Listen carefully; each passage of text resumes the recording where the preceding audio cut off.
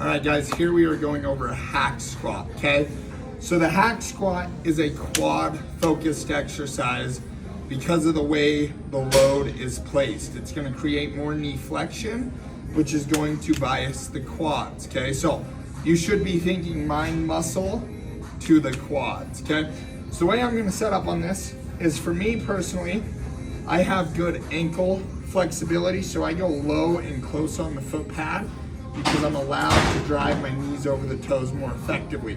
Whereas if I don't have great ankle flexibility, I'm gonna stance a little bit wider and a little bit higher on the foot pad. But if I'm too high, I'm creating no knee flexion.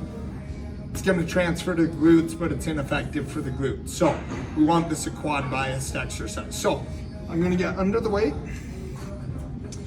I'm gonna get my foot placement set, and a big key, sink your hips against the pad. There should be no rounding to where that lower lumbar comes off of the pad. Keep your hips against the pad.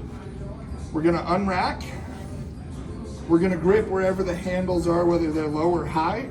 And from here, I'm gonna focus on driving knee over the toe and keeping hips against pad.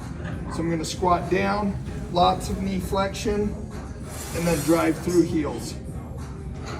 Get depth, drive through heels. Now one thing, don't let your knees fall in. Don't come down and let your knees fall in. We gotta think, drive knees out as you come up.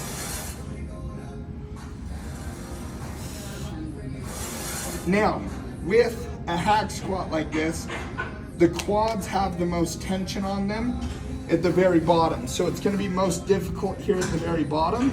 And as we drive, it's gonna get easier at the top.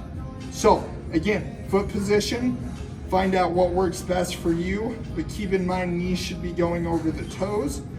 Spine needs to stay flat against the pad. And there we have it for a hack squat.